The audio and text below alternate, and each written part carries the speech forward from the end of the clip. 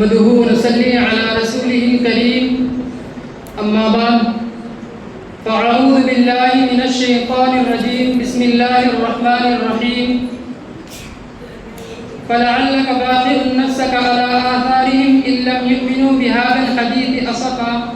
وقال النبي صلى الله عليه وسلم أخذت في الله وما يخاف أحد ولقد أوذيت في سبيل الله وما يؤذى أحد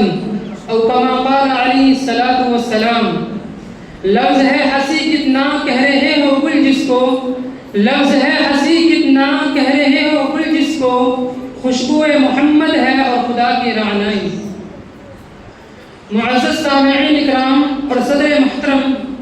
آج میں آپ حضرات کے سامنے اس دلیل القدر عظیم المرتبت اور رفیع الشان ہستی کے تذکرے کی سعادت حاصل کر رہا ہوں، جو اگر ایک طرف تاریخ انسانی کا سب سے بڑا ہمدرد، سب سے بڑا غمخوار اور سب سے عظیم محسن ہے، تو دوسری طرف تاریخ ظلم و جور کا سب سے زیادہ ستم زدہ، سب سے زیادہ مظلوم و مغلوب بھی ہے۔ آج میں اسی محسن اعظم کی داستان دلخراش اور قصہ دلنواز سناؤں گا۔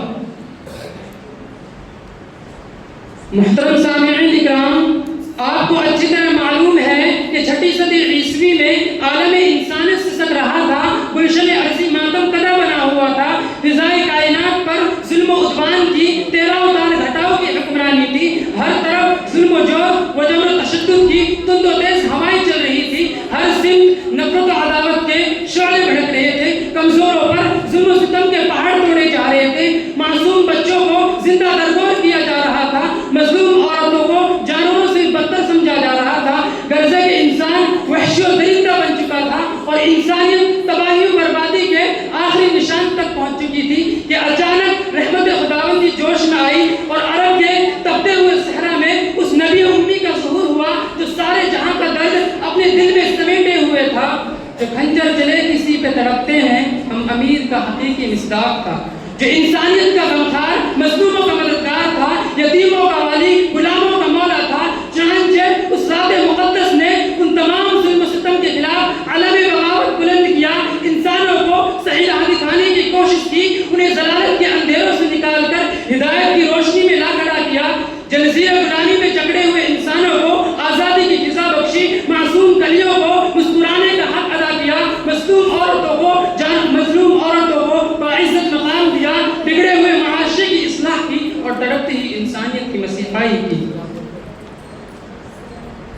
محترم سامعین اکرام، ایسی عظیم ہستی، ایسی مقدس ہستی، ایسی بابرکت ہستی، ایسی پاکیزہ ہستی تو اس قابل تھی کہ اسے سینے سے لگایا جاتا، اسے پلکوں پہ بٹھایا جاتا، اس کے پاکیزہ جذبات کا احترام کیا جاتا، اس کے مقدس پیغام کو سمجھا جاتا، اس کی بے چینی اور تڑپ کو محسوس کیا جاتا، مگر یہ خود غرض دنیا، انسانیت کی دشمن دنیا، ظلمت کی پرستار دنیا، وحشت و بربریت کی ماری ہوئی دنیا، یہ کیوں کر برداشت کر سکتی تھی؟ اسے کیوں کر صبر و شکیبائی حاصل ہو سکتی تھی؟ محترم سامعین اکرام، اگر آج مجھ سے یہ سوال کیا جائے کہ بتاؤ تاریخ انسانی کا سب سے بڑا ہمدرد، سب سے بڑا غمخوار کون تھا، کس کے سینے میں سارے جہاں کا درد بھرا ہوا تھا، اس نے انسانیت کو حیات نو بخشی تھی، تو میں کہوں گا نبی اکرم شفیع اعظم رحمت عالم صلی اللہ علیہ وسلم ہے۔ اگر آج مجھ سے یہ سوال کیا جائے کہ بتاؤ تاریخ ظلم و جور کا سب سے زیادہ ستم زدہ، سب سے زیادہ مظلوم و مغلوب کون تھا، تو میں کہوں گا وہ نبی اکرم شفیع اعظم رحمت عالم صلی اللہ علیہ وسلم۔ محترم سامعین اکرام،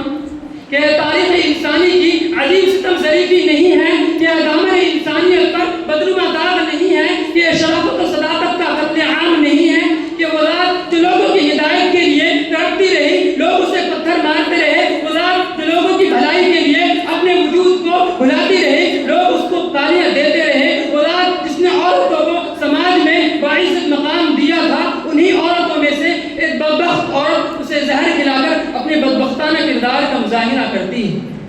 حد ہو گئی انسانیت کی، خساست و ضلالت کی، احسان فراموشی ہو، حق فراموشی کی، اور لاکھوں درود و سلام ہو اس نبی اعظم پر جو تمام کو سنتا رہا، سہتا رہا، پھر بھی ان کی کامیابی کے لیے دعائیں کرتا رہا۔ میں اس شعر پر اپنی تقریر ختم کرتا ہوں. ہو لاکھوں سلام اس آقا پر دل لاکھوں جس نے جوڑ دیے، ہو لاکھوں سلام اس آقا پر دل لاکھوں جس نے جوڑ دیے، دنیا کو دیا پیغام سکو انسانوں کے رخ موڑ دیے. وآخر دعوانا الحمدللہ.